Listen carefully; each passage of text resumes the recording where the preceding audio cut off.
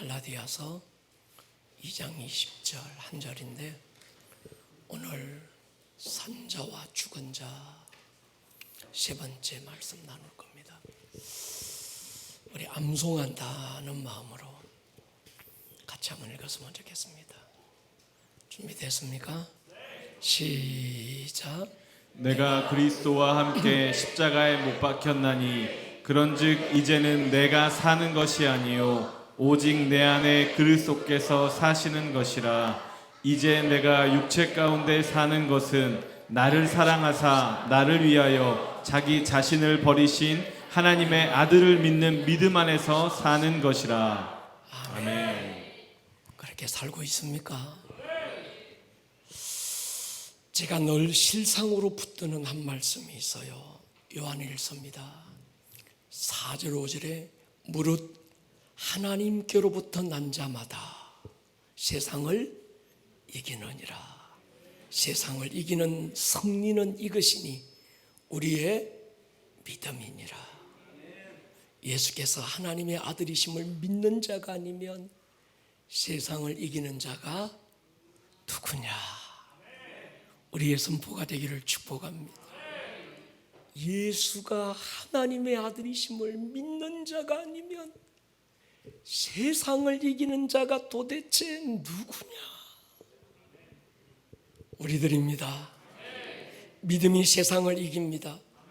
세상을 이기는 믿음, 예수가 하나님의 아들이라는 사실이 믿어지는 믿음, 이 믿음을 가진 모든 그리스도인들은 세상을 이긴 자들입니다.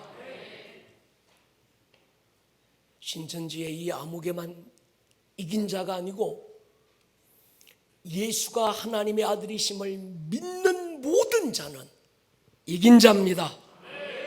하나님으로부터 난 자가 누구냐는 거예요. 요한일서 5장 1절에 보면요, 예수께서 그리스도이심을 믿는 자마다 누구로부터 나서요? 하나님께로부터 난 자인데, 하나님으로부터 난 자가 세상을 뭐한다? 이긴다. 동의하십니까? 예수가 하나님의 아들이심을 믿는 모든 성도는 세상을 이긴 자입니다. 요한복음 1장에 주님이 친히 하신 말씀이 있어요. 12절에 보면 영접하는 자 곧 그 이름을 믿는 자들에게는 하나님의 자녀가 되는 무엇을 주셔서요? 권세를 주셨다. 13절이 더 중요합니다. 띄워보십시오.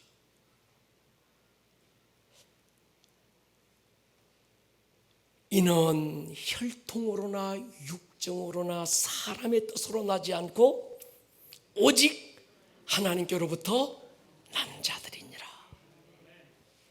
영접하는 자, 예수의 이름을 믿는 자, 예수가 하나님의 아들이심을 믿는 자, 그들은 하나님으로부터 난 자라는 거예요. 혈통과 육으로 난 자가 아니라 하나님으로부터 난 자인데, 하나님으로부터 난 자들, 그들이 아니면 세상을 이기는 자가 누구냐? 이렇게 담대하게 선포할 수 있는 법적 근거 있지요.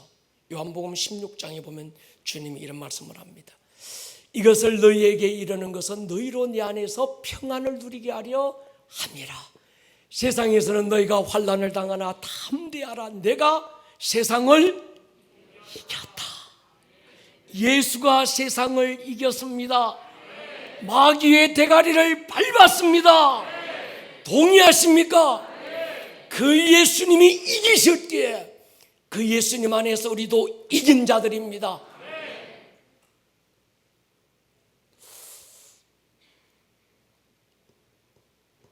우리는 이기기 위해 싸우는 자들이 아니죠.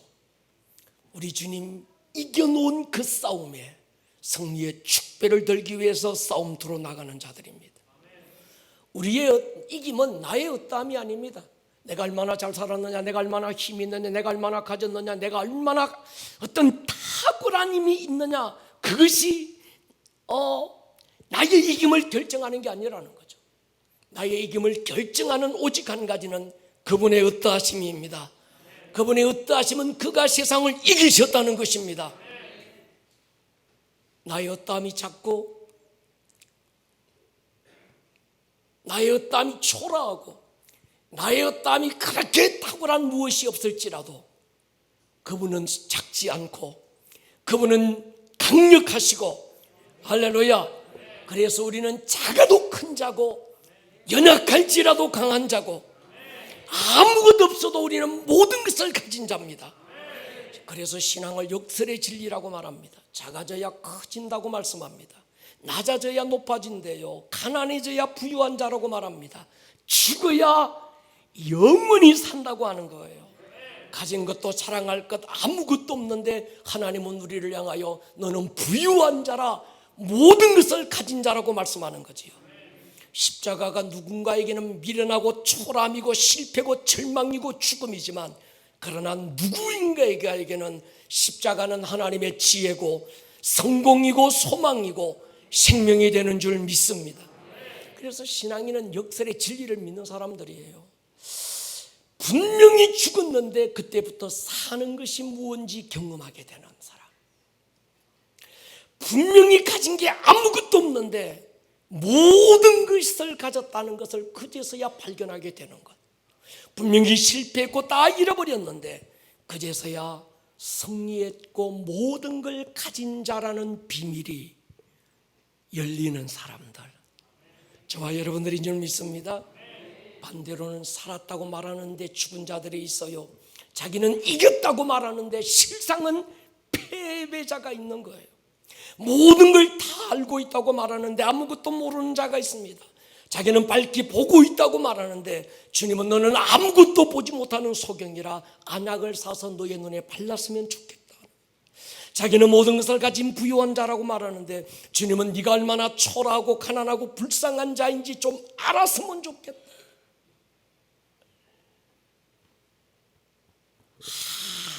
아무것도 있지 않은 벌거벗은 자라는 거예요. 오늘 우리 하나님의 말씀 안에서 저와 여러분들의 실상을 보는 눈이 열리기를 축복합니다. 오늘 우리가 읽었던 갈라디아 2장 20절 말씀은 참 모든 그리스도인들이 즐겨 암송하고 즐겨 묵상하고 즐겨 적용하는 말씀이에요.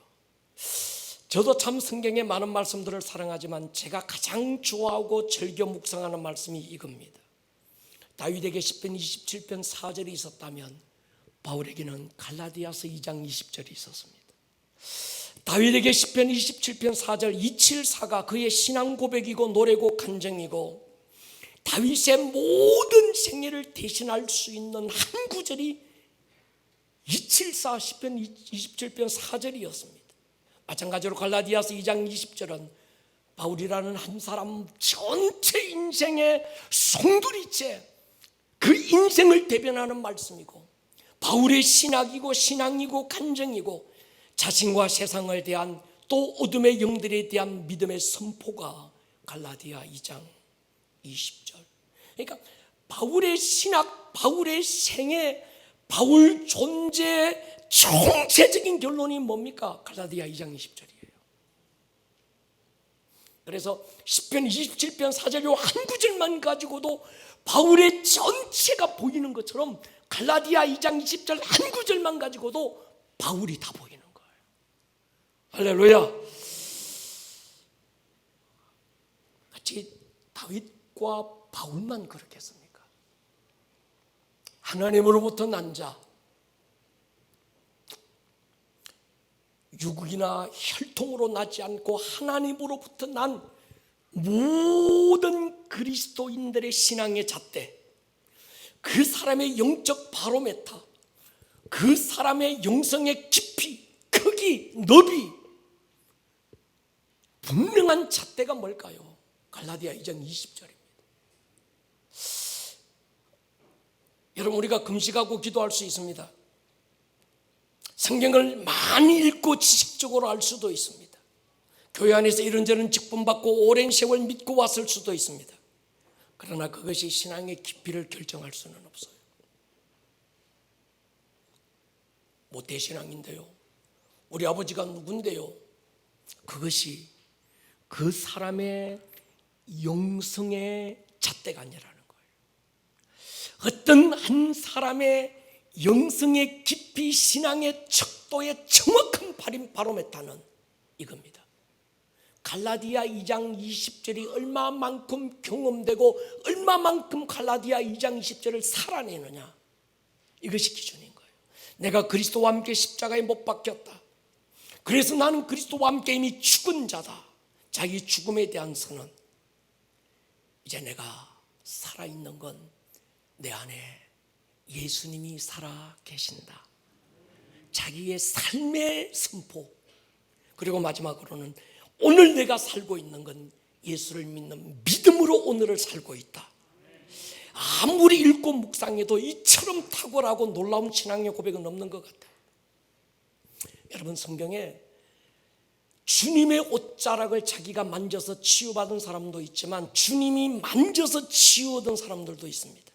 주님이 찾아와서 고침받은 사람도 있지만 주님이 직접 찾아가셔서 고쳐주신 사람도 있는 거지요. 어떤 것이든 상관없습니다.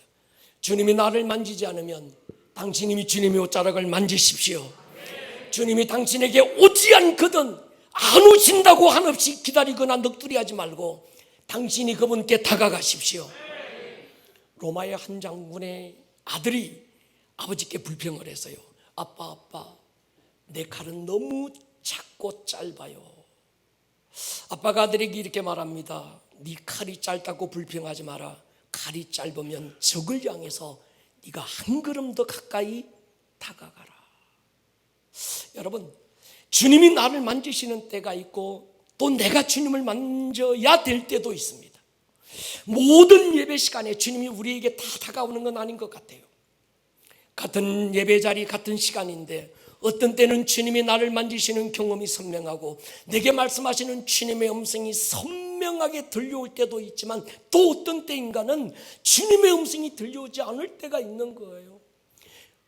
내가 그렇게 그 예배 자리에 동일하게 앉아 있는데도 주님의 손이 만져지거나 느껴지지 않을 때가 있는 거예요. 오늘 저녁 우리 워십팀의 이 예배가 정말 기뻤습니다. 동의하십니까? 하늘이 찢어졌습니다. 할렐루야. 여러분,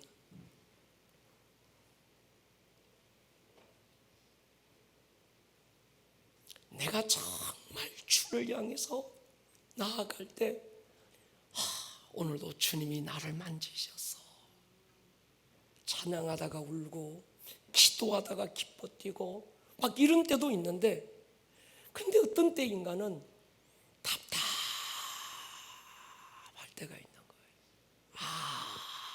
아무것도 없는. 그럴 때는 오늘 주님이 출장 가셨나 보다 생각지 말고 여러분의 의지를 일으켜서 한 걸음 더 다가가십시오. 여러분의 감정을 주를 향하여 몰입할 수 있기를 축복합니다. 모든 예배를 그냥 드리지 마십시오. 적극적으로 찬양하고 말씀을 적극적으로 취할 수 있기를 축복합니다. 저희 교회는 말씀보다 워십하는 시간이 훨씬 더 중요합니다. 예배의 핵심이 뭘까? 설교가 아닙니다. 설교가 있어야 예배고 대표기도가 있어야 예배고 사도신경 암송해야 예배가 아닙니다. 예배의 결정은 인카운트인 줄 믿습니다. 주님과의 만남이 예배의 성공과 실패를 결정해요. 찬양은 내가 주님의 옷자락을 만지는 시간이고 설교는 주님이 나를 만지는 시간입니다. 찬양은 내 목마름의 표현이고 말씀은 그분의 목마름이 나타나는 시간입니다. 예배는 나의 목마름과 그분의 목마름이 만나는 현장인 줄 믿습니다. 그래서 우리가 설교하기 전에 이 워십하고 예배하고 찬양하는 이 시간, 목마름을 드러내야 합니다. 여러분, 목마른 자의 찬양은 달라요. 목마른 자의 찬양은 그냥 견디는 게 아닙니다. 주셔도 좋고 오셔도 괜찮고 내야 왔다가 도장 찍고 가면 됩니다. 때우고 견디다가 가면 됩니다. 이게 아닌 거지요. 설교는 나를 향한 주님의 목마름의 원띵입니다. 그래서 이 목사가 용을 쓰고 적당하게 설교를 못하는 이유는 그분의 목마름을 알고 있기 때문입니다. 목마른 자의 찬양이 다르듯이 하나님의 목마름이 나타나고 표현되는 것도 또 다른 거죠. 눈치도 없고 여기에 무슨 인간적인 어떤 위신이나 채통도 없고, 목마른 자는, 허기진 자는 눈빛이 다르고 자세가 다른 거예요.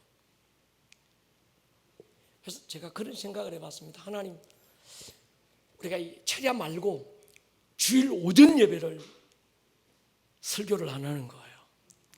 그래서 1시간 반을, 우리 찬양팀들도 놀랄라, 1시간 반을 워십만 하는 거예요. 찬양하다가 시작해서 찬양하다가 끝내고.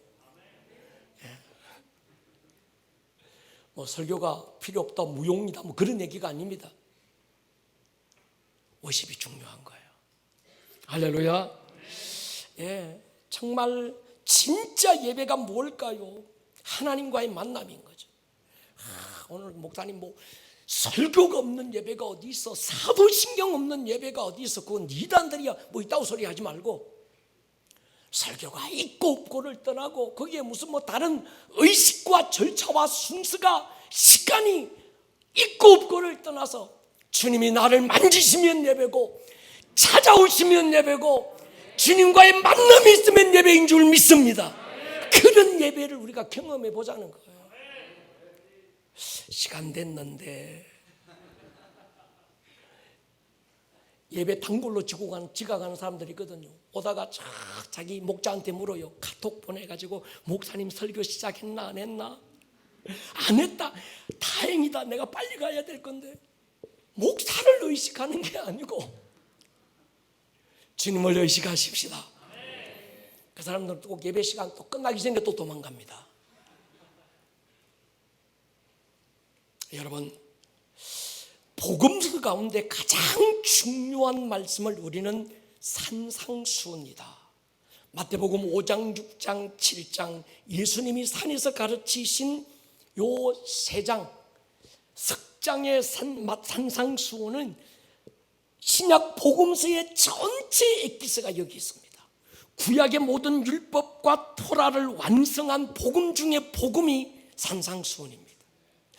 그 산상수훈을 압축하고 아주 약탕에 넣어서 조리서 엑기스 한 방울 탁 떨어뜨리면 갈라디아 2장 20절이 되는 거예요.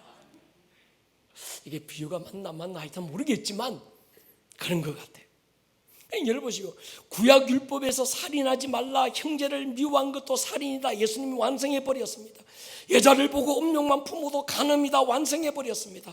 그 모든 산상수훈의 내용, 구약의 모든 율법 365가지, 613가지, 구약의 모든 율법, 구약의 모든 토라들, 구약의 모든 어떤 그 말씀들을 아주 막 압축한 게 산상수훈 마태복음 5장, 6장, 7장이고, 그걸 또 요약하고 또 아주 막 엑기스로 우려낸 게 뭔가 하면 갈라디아 2장 10절인 거예요.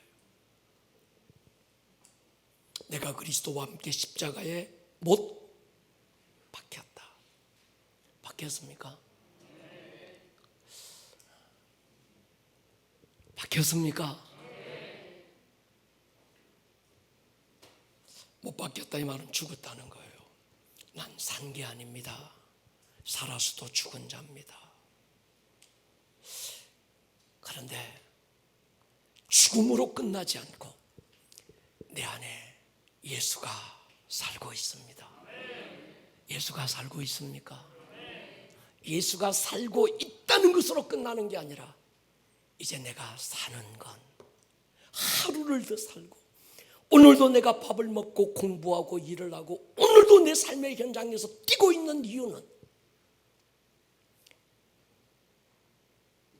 내 안에 있는 예수를 믿는 믿음으로 내가 삽니다.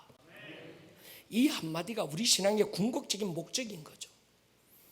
내 죽음이 신앙의 완성입니다. 고집, 아집, 교만, 욕심, 야망 죽고 내 안에 누가 살아서요? 예수가 사는 것, 신앙의 완성인 거죠. 어떻게 하면 죽을까? 내가 자기가 살아있는 것 같아요.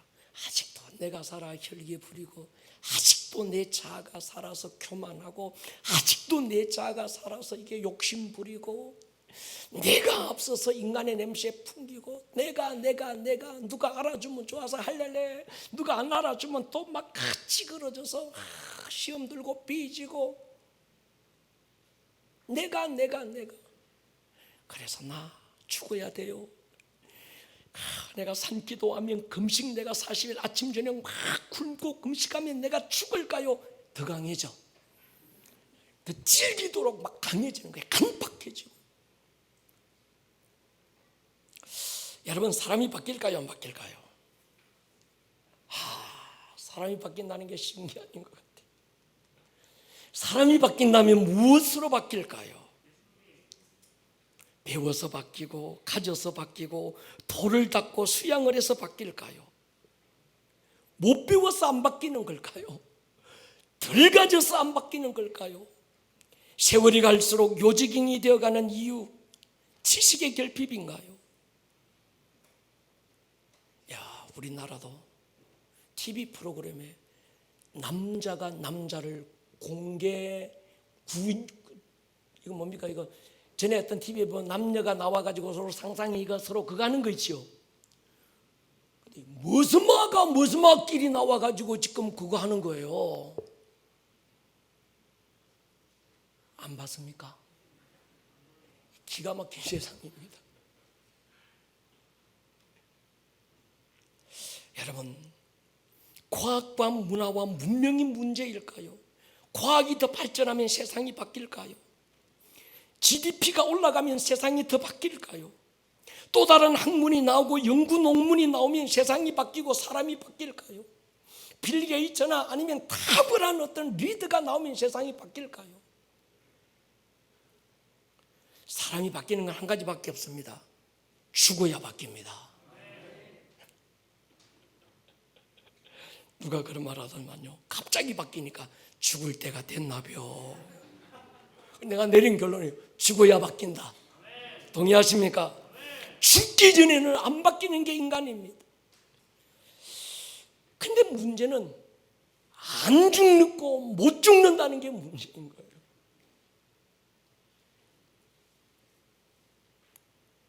예수님이 십자가에 못 박히실 때 마귀는 쾌재를 불렀습니다. 자기가 이긴 거예요. 모든 게 끝났고 모든 게 자기가 승리했다는 겁니다. 마귀가 몰랐던 게 하나 있어요. 예수님의 죽음이 사는 것인 줄을 몰랐던 거예요. 할렐루야. 예수님의 죽음이 자기 대가리를 밟는다는 걸 그가 몰랐던 거예요. 세상에서는 이런 지식이 없었습니다. 논리가 없었던 거예요.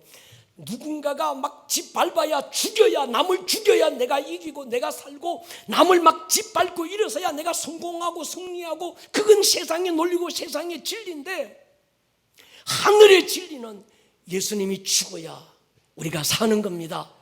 그래서 창세기 보면 아담아 네가 먹으면 죽을 거야. 누가 죽는 거예요? 예수님이 죽는다는 거예요. 예수가 죽으면 사는 겁니다. 할렐루야. 그래서 십자가는 하늘의 신비입니다.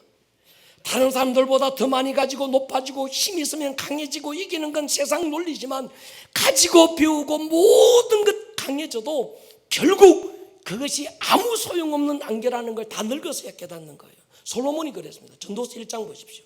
해 아래 행하는 모든 게 뭡니까? 바람을 잡는 것처럼 헛되다. 17절, 내가 다시 지혜를 알고자 하여 미친 것들과 미련한 것들을 알고자 하여 마음을 썼으나 이것도 바람을 잡는 것인 줄 깨달았다. 그러니까 세상에서는 자기가 이기고 높아지고 모든 걸 가진 것 같았는데, 세상은 뭡니까? 바람을 잡는 것과 같다는 거예요. 예수 안에서 죽는 것이 사는 것입니다. 영원히 사는 것입니다. 문제는 어떻게 죽느냐는 거예요. 도 닦고 수양해서 죽는다면, 공부를 많이 해서 죽는다면 하나님은 그 아들을 십자가에 매달지 않았을 거예요. 인간이 죽는 길 오직 한 가지밖에 없습니다. 비밀이 본문에 밝혀진 거예요. 내가 예수와 함께 십자가에 못 박혔다. 나로는 죽지 않고, 나로는 도무지 이게 죽지 못하니까, 하나님의 아들 독생자 예수가 그 예수 안에 나를 집어넣고 함께 못 박혀버린 거예요. 아멘입니까? 굉장히 중요합니다. 로마서 6장 보십시오. 우리가 알거니와 우리 옛 사람이 예수와 함께 십자가에 못 박힌 것은, 우리가 알거니와 알고 있어야 된다는 거예요. 그런데도 모르고 있다는 겁니다. 뭘 알아야 됩니까? 너는 네 스스로는 안 죽고 죽을 수 없고, 죽으라고 물에 집어넣으면 또 살려고 또 발부둥 치고, 조금 죽었다 싶은데 지자가 또 솟아올라오고, 그걸 주님이 아시고 너를 내 안에 집어넣고 내가 너와 함께 십자가에 못 박혔다. 아멘입니까? 6장 4절 보십시오. 그러므로 우리가 그의 죽으심과 아파여 세례받음으로 그와 함께 장사되었다. 죽은 걸로 끝나니 장사까지 됐다. 이는 아버지의 영광으로 말미암아 그리스도를 죽은 데 가운데 살리심 같이 또한 새 생명 가운데서 행하게 하려 함이라. 여러분은 예수와 함께 못 박혔고, 그래서 갈라디아 2장 20절에 비밀이 밝혀졌습니다. 내가 그리스도와 함께 십자가에 뭐 했다? 못 박힐 겁니까? 박혔습니까? 박힐지도 모릅니까? 박혔습니까? 박혔다. 넌 예수와 함께 못 박힌 것으로 끝나지 않고 예수가 무덤에 장사될 때 너도 함께 예수 안에서 장사돼 버렸다. 6장 11절 이와 같이 너희도 너희 자신을 죄에 대하여는 뭐한 자요? 죽은 자요. 그리스도 예수 안에서 하나님께 대하여 살아있는 자로 뭐해라? 여겨라. 여겨라 이 말은 인정해라. 사실로 믿고 받아들여라. 관념이나 어떤 지적 동의나 이것이 어떤 교리가 아니고, 네가 죽은 게 실제고 네 안에 예수가 살아있는 게 실제고, 할렐루야, 실제라는 분명한 증거로 내가 칭례받았다는 거예요. 동의하십니까? 여겨라. 안 여겨요. 팔팔하게 살아있는 것으로 여깁니다. 난요 팔팔해요. 나 살아있어요. 죽었어요. 또 자존심 상한 사람은 아멘 안 한다. 죽었어요. 여기십시오. 신앙의 정점, 나는 예수와 함께 십자가에 못 박혔다. 이게 교리도 아니고, 이게 지식도 아니고, 이게 어떤 논리도 아니고, 신학도 아니고, 관념도 아니고, 이건 실제라는 거예요. 그리고 예수가 무덤에 장사될 때 나도 함께 장사됐다. 동의하십니까? 나는 이젠 죽었어. 나는 없어. 그때 예수가 나타나는 거예요. 그때 성령님이 나타나시는 겁니다. 우리가 왜 성령님이 안 나타나실까요? 왜 주님이 나를 안 만지실까요? 네가 살아있어서 그래. 제보가 말이에요. 또 목사가 반말했다고 기분 나빠하지 마시고, 이 목사 네가 살아있어서 그래. 찬양을 해도 기도를 해도 왜 그분이 안 나타나고 냄새나는 인간의 모습만 나타나는 이유가 뭘까요? 이 목사 네가 안 죽어서 그래. 네가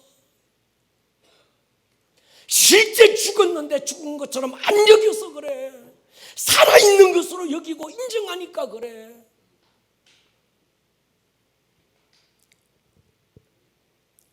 무식한 사람은요, 지가 죽은 자는 사실을 몰라요. 누가 나 좀 안 알아주나,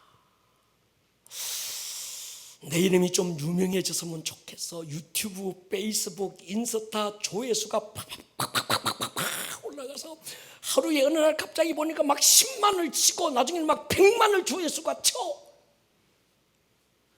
얼마나 올라갔나. 하루에 12번 인스타 더 뒤져보고 페이스북 더 뒤져보고 조회수 확인하고. 왜 그 미친 짓을 하냐는 거예요. 왜? 안 죽어서 그래요. 안 죽어서.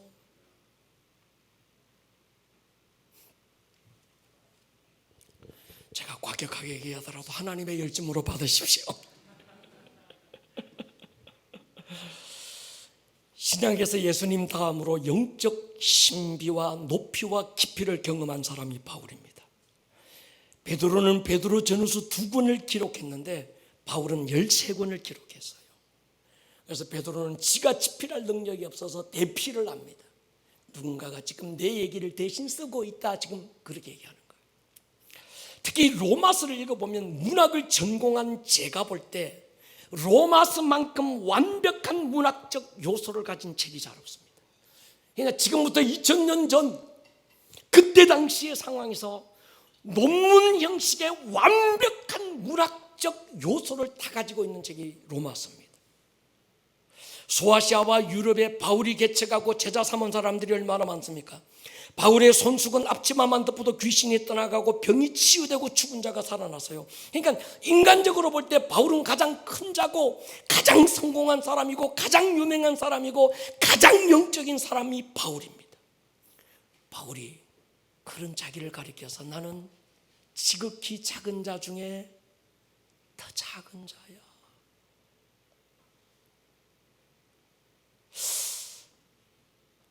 세상에 나쁜 놈도 많고 세상에 악랄한 인간들도 많은데 어떤 악랄한 인간, 어떤 나쁜 인간, 악한 인간들보다도 나는 더 죄인의 괴수라는 거예요.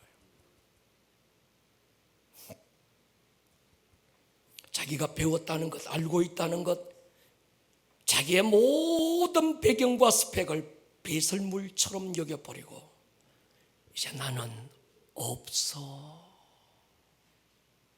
이게 바울의 신앙의 정점이죠. 그리고 내가 자랑할 건 하나밖에 없어. 뭐죠? 십자가밖에 없어.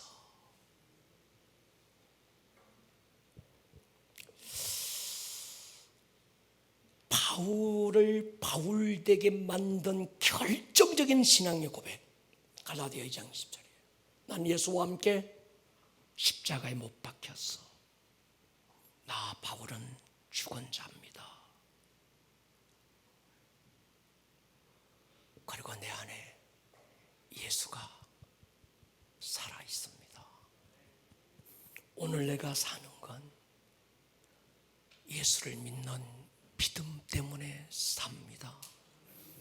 이 믿음이 있어 먹고 믿음으로 마시고 믿음으로 옷 입고 그 믿음으로 가고 믿음으로 서고 믿음으로 앉고 믿음으로 일어서고 믿음으로 웃고 믿음으로 울고 자기는 믿음으로 산다는 거예요.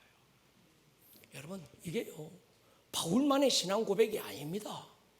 모든 그리스도인들의 신앙 고백인 줄 믿습니다. 이 고백이 중심이 돼서 그 사람의 신앙이 평가되는 거예요.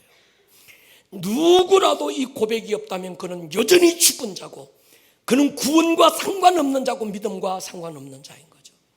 자기가 아무리 대단한 지식을 깨닫고 하늘의 비밀을 깨닫고 천사의 말을 하고 그가 막 어떤 불같은 어떤 대단한 역사를 이루고 모든 놀라운 기적을 행해서도 자랑할 자기가 있고 드러내고 인정받을 무엇이 남아있다면 그는 예수의 사람이 아닌 거예요. 동의하십니까? 우리는 누구라도 자신을 이렇게 알고 이렇게 고백하고 이렇게 살아내야 합니다.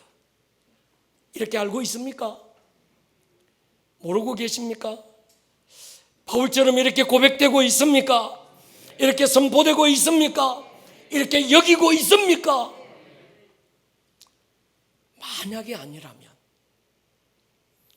당신은 그리스도와 상관이 없어요. 당신은 하나님으로부터 난 자가 아닐 수도 있든지 그런 사실을 모르고 있든지 둘 중에 하나예요. 우리가 철야니까 우리가 깨놓고 얘기해야 되는 거예요. 복음이 복음돼야 합니다. 물탄 복음 말고 요즘은 세상이 복음에 술을 탔어. 다 미쳤어. 바울의 고백 세 가지입니다. 나는 죽었다. 나는 못 바뀌었고 나는 죽었다. 자기 죽음의 선언. 그냥 죽은 게 아닙니다. 늙어서 죽을 수도 있고 병들어 죽을 수도 있고 사고 나서 죽을 수도 있는데, 바울이 지금 나는 죽었다고 말하는 건 예수와 함께 죽었다. 아멘입니까? 이게 너무 중요해요. 두 번째, 나는 살았다. 성령으로 거듭났다. 예수와 함께 죽은 것이 분명하고 예수와 함께 십자가에 못 박힌 것이 설 틀림없이 있는 사실인 것처럼, 지금 자신이 다시 살았는데 그냥 산 것이 아니라 예수 안에서 예수와 함께 다시 살았다. 이거 굉장히 중요한 거예요. 여러분 안에 예수가 살고 있습니까? 내 안에 예수가 있다는 걸 나 스스로 모르면 버림받은 자일 수도 있어요. 목사님, 기도 한번 세게 해가지고 나 거듭났나 안 거듭났나 한번 알아맞혀 봐 주세요. 내가 안 거듭났어. 그걸 왜 물어 나한테? 네가 모르면 넌 안 거듭난 거야.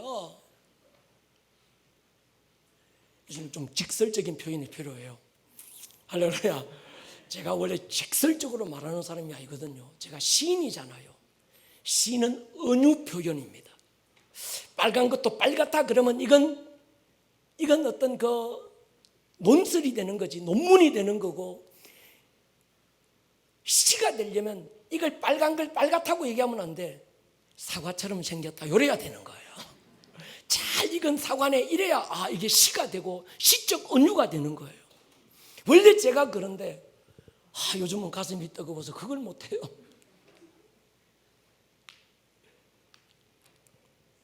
여러분, 우리가 죽었음을 아십시오.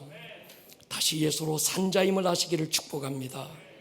그리고 마지막 세 번째, 이제 나는 믿음으로 산다. 삶의 이유, 삶의 목적이 이전과 달라진 거예요. 전에는 나 위에 살았고 내 야망 성취하고 내 킹덤 세우기 위해서 배우고 먹고 일했습니다. 근데 이제는 살아야 될 이유가 달라진 거예요. 먹어도 먹어야 되는 이유가 달라지고 공부해도 공부해야 되는 목적이 달라진 거예요. 목적이 예수입니다. 내가 육체를 입고 사는 이유는 나를 사랑하사 나를 위하여 자기 몸을 버리신 예수 위하여 살고 예수 위에 죽는 거예요. 죽는 죽음의 이유가 예수인 것처럼 나의 죽음의 이유가 예수였다면 내가 사는 이유도 예수여야 되는 거예요. 동의하십니까? 돈을 벌고 일을 하고 공부하고 오늘 먹어도 먹어야 되는 존재의 모든 이유가 예수인 사람을 가리켜서 우리는 그리스도인이라, 하나님으로부터 난 자라고 얘기하는 거예요. 갈라디아 2장 20절 바울의 고백이 그거죠. 내가 십자가에 못 박혔고 죽었다는 사실, 그리스도가 내 안에 다시 산 자라는 사실, 오늘을 살고 있는 이유가 그 예수 때문이라고 하는 사실, 그렇습니까? 하나라도 빠지면 안 되는 거예요. 난 안 죽었어. 그런데 나는 예수가 내 안에 살아. 거짓말입니다. 동의하십니까? 난 죽었어요. 그런데 내 안에 예수가 없어요. 완전히 죽은 자예요. 아멘입니까? 소생 불가능한 거예요. 갈라디아 2장 20절 나 죽었어요. 그런데 내 안에 예수가 살아 계세요. 이 신비, 오늘 내가 이제 사는 이유가 달라졌어요.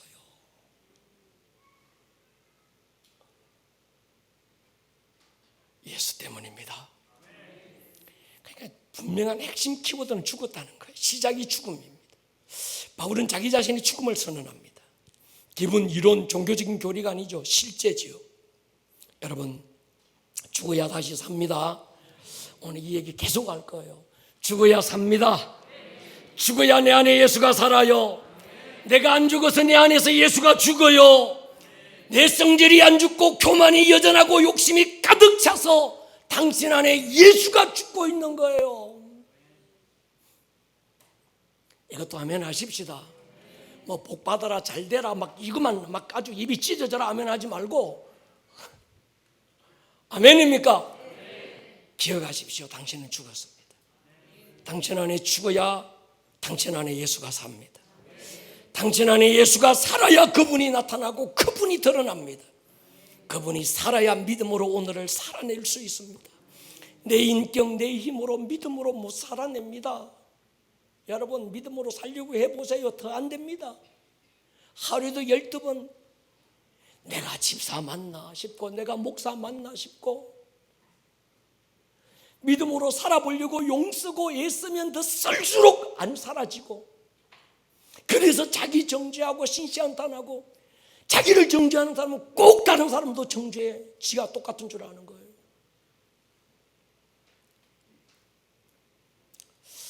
그 사람에게는 십자가가 부끄러운 것이 아니라 하나님의 능력입니다. 십자가가 초라하여 숨기고 싶은 것이 아니라 드러내고 자랑해야 될 보석입니다. 이것이 영적 원리입니다. 여러분, 십자가만 자랑입니까?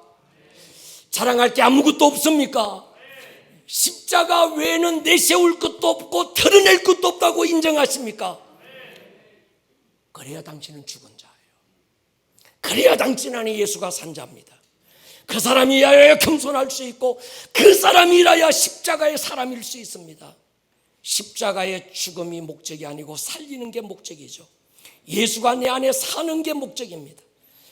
예수님이 십자가에 달리실 때 당신을 품에 안고 함께 죽은 이유는 당신을 죽이려고 예수님이 품에 안고 죽으신 것이 아니고, 당신과 함께 예수가 다시 살아나려고, 할렐루야, 예수로 살고 믿음으로 살게 하시려고 예수님이 나를 그분 품 안에 넣고 십자가에 못 박히셨고, 나를 품 안에 넣고 무덤에 장사돼 버렸고, 나를 품 안에 넣고 다시 살아나셨습니다. 죽기 위해 죽는 건 종교예요. 수양입니다. 근데 수양과 종교 놀이로 우리가 구원받는 게 아닙니다. 동의하십니까? 우리가 침례가 그거죠. 물에 들어갈 때 나는 예수와 함께 죽은 자입니다. 물에서 나올 때 난 예수와 함께 살았습니다. 이제 영원히 예수로 살 것입니다. 그렇게 고백하는 거예요. 근데 침례 주다 보면 물에 안 들어가려고, 들어가면 완전 죽을까 봐 막 발부둥 치고 막, 이왕 죽을 거 박 죽읍시다. 할렐루야. 뭐 고개 치게 들고 막 버둥대지 말고. 여러분,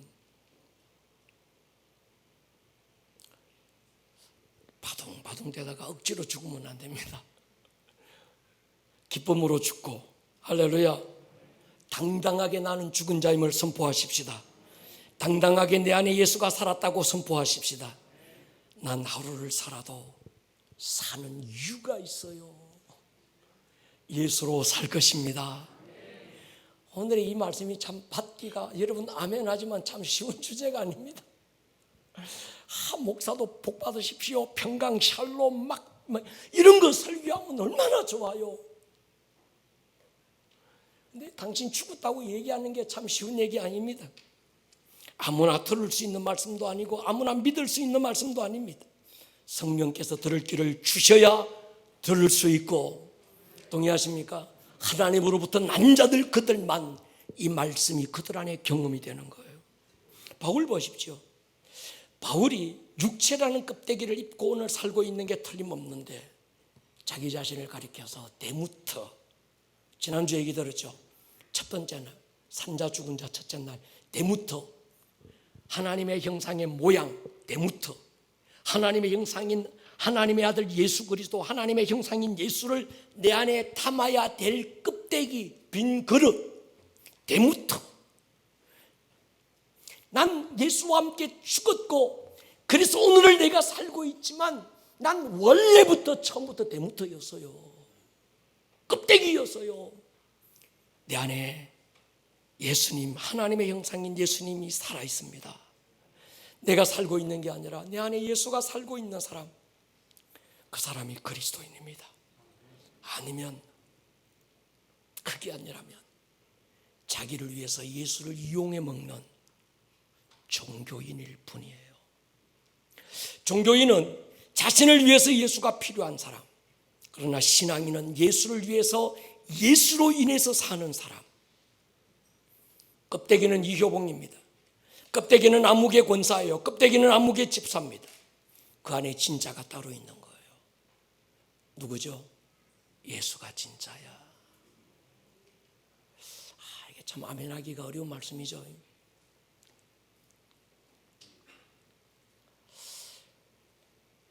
저 권사님이 움직였다면 예수님이 뭐라고 하신 게 틀림없어.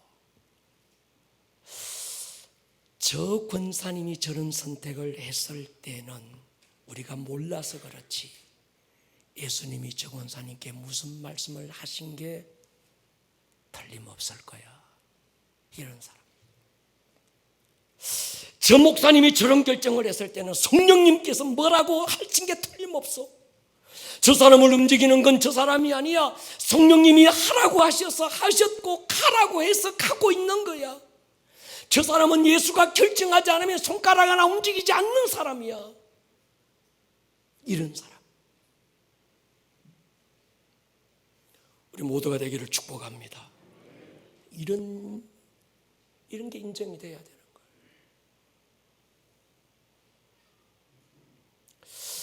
나는 죽었다는 표현을 알아듣기 쉽게 한마디로 로드십이라고 표현합니다. 예수가 종이 아니라 주인이 된 사람, 예수가 백성이 아니라 왕이 된 사람, 예수가 무엇이든지 할 수 있는 능력이 있고 사랑이 가득하지만 자기 어렵고 힘들 때 도와주고 지쳤을 때 위로해 주기 위한 필요로 예수가 내 안에 있다면 예수는 램프의 종처럼 나의 종일 뿐이에요.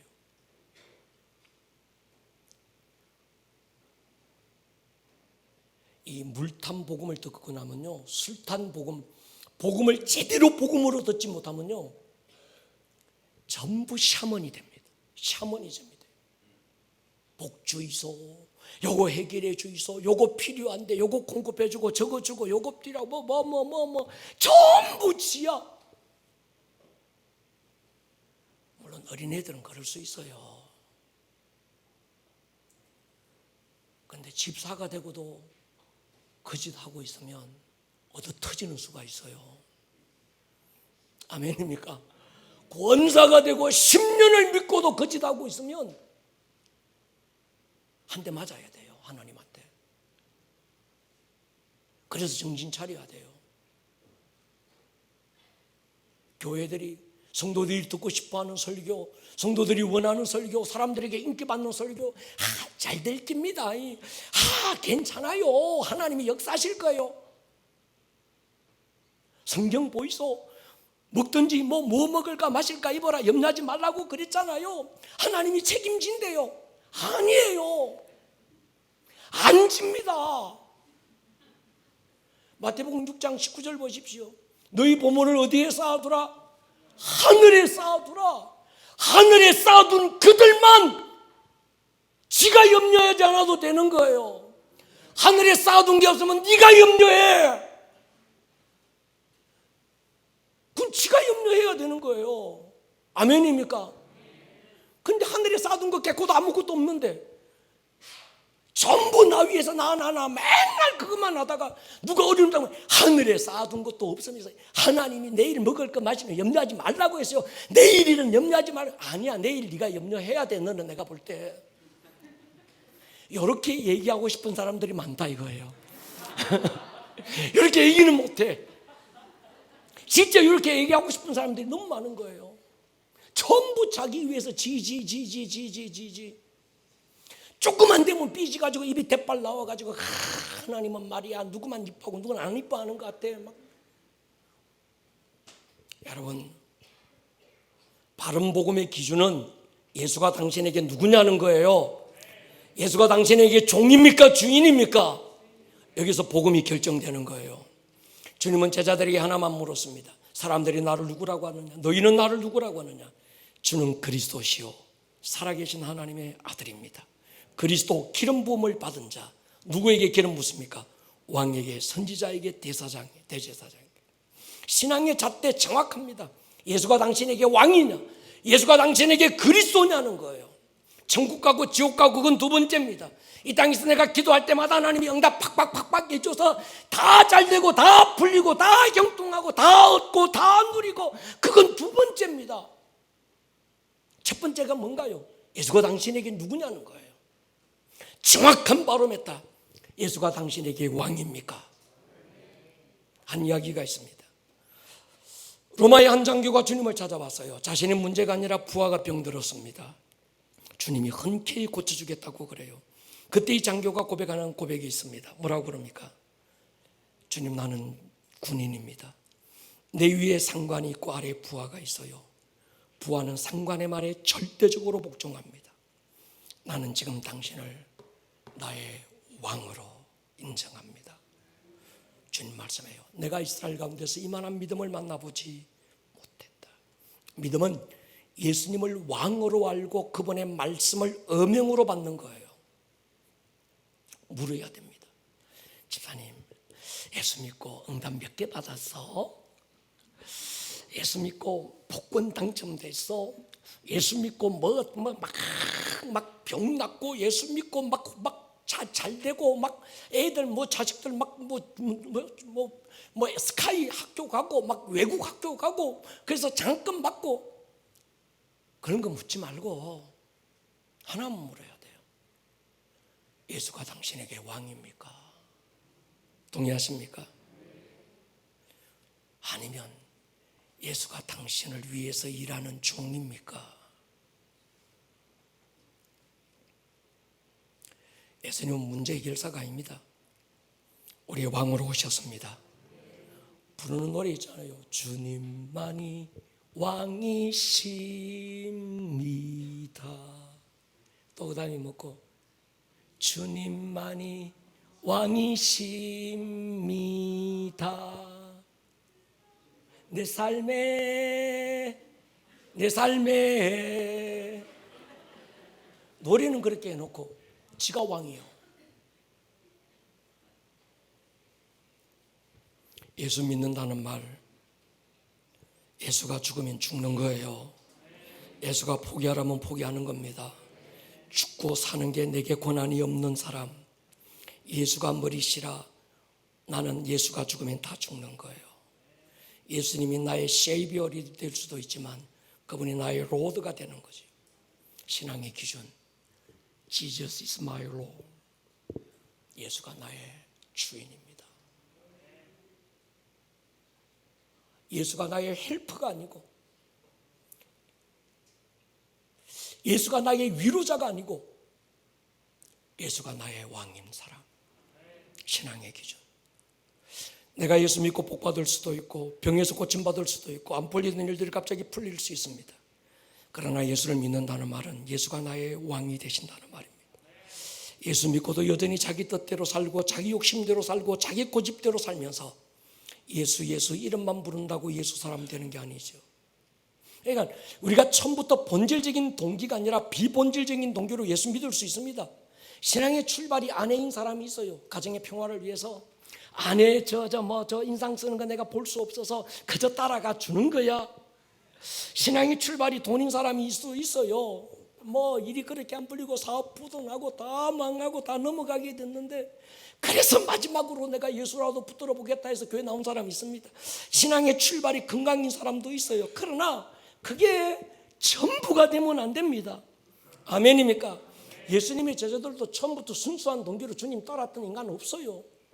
다 예수 믿고 내가 예수님 따라다니며 한 자리 얻고, 내가 그래도 한 세력 얻고, 내가 좀 뭔가 좀 세상에서 힘 좀 주고 내 인생 팔짝 고쳐보겠다고 믿었던 사람들이 제자들이었습니다. 다 비본질적인 동기로 따랐어요. 어떤 사람은 부활하신 예수님 지 눈으로 안 보고, 손가락으로 허리에 안 만져보고, 손바닥에 넣어보지 않고서는 못 믿겠다 소리친 제자들도 있습니다. 우리 신앙의 출발이 그럴 수 있습니다. 천국 가고 제사 받고 복 받는 것이 목적일 수 있습니다. 그러나 거기에 머물면 안 되는 거예요. 어디까지 가야 될까요? 주님만이 왕이십니다. 주님만이 왕이십니다. 이게 자기 안에서 신앙의 고백으로 나와야 되는 거예요. 예수 마음으로 믿어 의에 이르고 입으로 시인하여 구원에 이른다고 할 때, 입으로 시인할 때 무엇 시인할까요? 예수가 누구라고 시인할 것인가? 이것이 복음을 결정하고 신앙을 결정하는 거예요. 내가 예수와 함께 십자가에 못 박혔습니다. 나는 죽었습니다. 이 신앙의 고백은 예수가 나의 왕이시라는 고백이고, 이제는 나는 없고 내 안에 예수만 있다는 겁니다. 어느 누군가가 왜 그 길을 갑니까? 어느 누군가가 집사님 왜 그 일을 합니까? 어느 누군가가 권사님 왜 그 선택을 했는가요? 어느 누군가가 장로님 왜 그런 결정을 했습니까? 결론은 한 가지입니다. 예수가 그렇게 하라고 한 거예요. 동의하십니까? 이 사람을 가리켜서 자기는 죽고 예수가 산 자라는 거예요. 예수님 기도했는데도 왜 안 줍니까? 언제 주실 것입니까? 안 주시면 알지요. 협박하고 막 예수님 돈꽃 찌르고 자신의 필요를 위해서 삿대리질하고 엎어놓고 아직 어려서 그렇든지, 아직 예수 안에서 안 죽어서 그렇든지, 아직 철없고 어린 건 이해가 돼요. 그런데 3년을 믿고도 거짓하고 있어요. 10년을 믿고 있어도 거짓해요. 집사가 되고 권사가 됐는데도 거짓하고 있어요. 이건 얻어 터져야지 하나님한테. 그래야 정신 차리지. 아멘입니까? 11조 물질에 대해서 예수님이 주인이라는 신앙의 고백 아닐까요? 주일 성수 시간에 대한 예수가 주인이라는 신앙 고백 아닐까요? 이 두 가지가 안 이루어졌다면 둘 중에 하나입니다. 아직 어린 신앙이든지 안 거듭났든지. 11조와 주일 성수가 표면적으로 나타나는 것을 기준으로 삼자는 말이 아닙니다. 이면의 중심, 정말 예수 안에서 자기가 죽고 자기 안에 예수가 살아서 예수가 내 모든 것의 왕이고 주인이라면 내 삶도 내 물질도, 아멘입니까? 이것만 아니고 다 정말입니까? 어린 신앙은요, 기도할 때마다 즉각 응답해요. 여러분, 우리 그 아름다운 동행 해보면 알잖아요. 초신자 때는 기도만 하면 적방 줘. 필요한데 안 와. 이것도 있어야 안 와. 막 줘요, 하나님이. 조금 자라보십시오. 안 줍니다. 그러잖아요. 조금 신앙이 성숙해 보세요. 달라고 해도 안 줘요. 왜 안 줄까요? 간단합니다.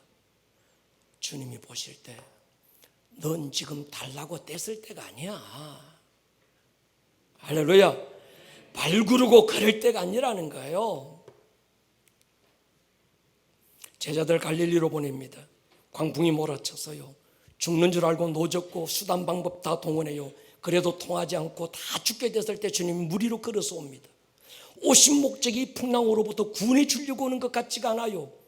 왜냐고 하면 그 이유 하나로 오셨다면 주님이 물에 서 계시면 안 됩니다. 배 안에 뛰어들어오셔야 됩니다. 근데 배 안에 안 뛰어들어오시고 적당한 거리를 유지한 채 풍랑을 밟고만 물 위에 서 계세요. 베드로가 주님의 의도를 알았습니다. 예수님은 지금 우리 배에 오셔서 우리를 풍랑으로 구해 주려고 하는 게 아니구나. 우리가 성숙하기를 원하는구나. 아멘입니까? 배 밖으로 나오라고 하는 거구나. 베드로가 깨닫고 뭐라고 합니까? 주여 나를 물 위로 오라 하십시오. 이게 성숙한 거예요.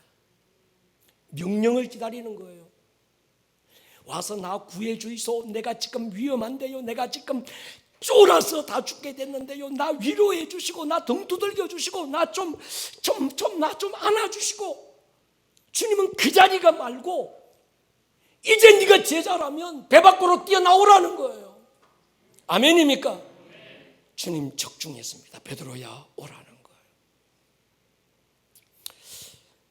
여러분, 오늘 당신의 어렵고 힘든 상황에 주님이 오시고 건져주시고 해결하지 않거든 주님의 의도를 찾아세요. 당신이 성숙하기를 원합니다. 달라고 떼쓰는 어린아이가 아니라 당신의 왕이 되기를 원합니다. 예수 믿는데도 여전히 자기 위해 살고 자기가 왕이고 자기 기쁘게 달라고 떼쓰고. 왜 그럴까요? 한마디로 딱 자르면 회개가 안 돼서 그래요. 회개가 뭡니까? 회개가 이루어진 증거가 뭡니까? 세 가지라고 전에 말씀드렸어요. 회개가 죄에서 의로 옮겨지는 것. 아멘입니까? 자신이 얼마나 큰 죄인인지 인식하는 것. 그게 회개가 된 거예요. 두 번째, 나에게서 예수에게로 방향 전환. 죄에서 십자가로, 나에서 예수로. 내가 주인이고 나 위에 살던 그가 예수가 주인이 되고 예수 위에 살고. 세 번째, 세상에서 하나님의 나라로. 마이 킹덤이 아니라 그분의 킹덤. 이 세 가지가 나 안 돼서요. 회개가 안 된 거예요. 우리 오늘 저녁에는 그냥 물탄 복음, 적당한 술탄 복음 말고 그냥 그대로 복음을 우리가 복음되게 하십시다. 아멘입니까? 원색적인 복음, 인간이 인위적으로 막 요리하고 막 조작한 복음 말고 성경이 말하는 오리지널 복음. 너 회개가 됐니 안 됐니? 모르겠는데요. 증거가 있어. 회개는 그냥 내 죄를 나열하는 게 아니라 방향전환이야.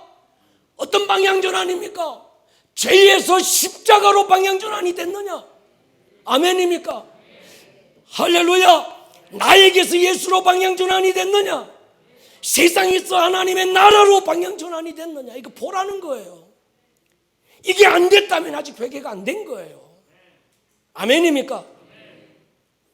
바울이 고린도전서에서 세 종류 사람 얘기하잖아요. 육의 사람, 육신에 속한 사람. 세 번째가 뭡니까? 영에 속한 사람. 육에 속한 사람 안 거듭난 사람입니다. 육신에 속한 사람은 거듭나기는 했는데 아직도 육에 끌려다니는 사람. 영에 속한 사람은 영을 따라 삽니다. 성령을 따라 삽니다. 내 육이 본능이 요구하는 대로 살지 않고 성령님이 왕이 되어 그분이 원하시는 대로 살아가는 겁니다. 목사님요, 내 돈 내 마음대로 쓰는데 왜 자꾸 그래요? 어째 네 돈이야? 아이 목사님, 난요 내 몸 내 마음대로 하겠다는데 왜 자꾸 그래요? 내 인생인데 왜 자꾸 그래요? 난요 원래부터 성질이 이래요. 내 성질 내가 부리는데 왜 그러세요? 안 죽은 거예요. 예수가 없는 거예요. 육의 사람인 거예요. 아니면 잘 됐으면 육신에 속한 사람이든지. 내 돈, 네 돈이 어디 있어? 아멘 아무도 안 하잖아. 거기까지는 못 가잖아. 한 번 더 해야 되겠다. 내 돈이 어디 있어? 예수가 왕입니다. 내 시간이 어디 있어요? 예수가 왕입니다. 주님 겁니다. 여러분, 정치적인 것도 마찬가지. 목사님, 나는요 원래부터요 난 정치 색깔이 난 조금 진보예요. 목사님, 나는 원래 보수란 게 보수 진보 그거 없습니다. 지 안에 예수가 살아있어야 돼요. 복음이 뭐라고 얘기하느냐가 중요한 거지. 내가 진보라서 그렇고 내가 무슨 뭐 보수라서 그렇고 그런 거 없는 거예요. 내 사상, 내 가치관, 내 이념, 정체적인 색깔 아무것도 없는 거예요. 내 안에 예수가 왕입니다. 예수가 왕입니다. 예수님이 주인 되고 왕이 되면 망할 줄 알지요. 그때부터 진짜 살아요. 그때부터 진짜 이기는 겁니다. 우리 그렇게 살아보십시다. 아멘입니까? 그렇게 한번 살아보십시다. 사람들이 뭐라고 하든 말든 정말 난 예수가 왕인 사람, 예수가 나의 주인인 사람. 가라면 가는 것도, 서라면 서는 것도, 앉으라면 앉는 이유도, 울으라면 우는 이유도, 웃는 이유도 예수만이 왕이 된 사람. 동의하십니까? 오늘 우리 찬양 마지막 한 건 뭡니까? 나의 삶은 내 주, 빨리 올라와서 하자. 예수의 것이니 내 생명 다해 예수로 살리. 내 모든 것 내 주 예수의 것이니 내 전부 되신 예수로 살리. 이 찬양이 그냥 부르는 게 아니라니까요. 갈라디아 2장 20절이 경험이 돼야 부를 수 있는 찬양이고, 할렐루야. 내가 아직도 온전히 그렇게 살지 못하지만 주여, 난 예수로 십자가에 못 박힌 자고 내 안에 예수가 산 자고 난 이젠 예수로 사는 자입니다. 이 고백이 있는 사람이 이 고백하는 겁니다. 나의 삶은 내 주 예수의 것입니다. 내 생명 다해서 예수로 살 것입니다. 내 모든 것 내 주 예수의 것이니 내 전부 되신 예수. 이 고백이 나오는 사람은요 너무 당당해요. 이 고백이 있는 사람은 용기가 있고 두려운 게 없고 낙심이 없고 절망이 없고, 할렐루야. 누가 알아주든 누가 인정해주든 박수 쳐주든 혹이 그렇지 않든 누가 나보고 손가락질하고 누가 나보고 왜 그러냐고 무시하고 깜보고 뭐라고 하든 그것과 아무 상관없이 난 예수로 살 것입니다. 나의 삶은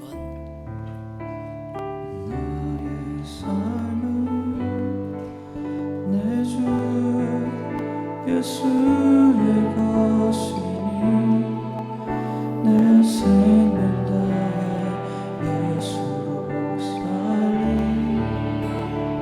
내 모든 것 내 주 예수의 것이니 내 삶 대신 예수. 다시 한번 고백할까요? 나의 삶은 나의 삶은 내 주 예수의 것이니. 오늘 들었던 이 말씀이 듣는 말씀에서 끝나지 않고 여러분들의 삶에 살아내는 말씀으로 생명력 있는 말씀이 될 수 있기를 주님의 이름으로 다시 한번 축복합니다.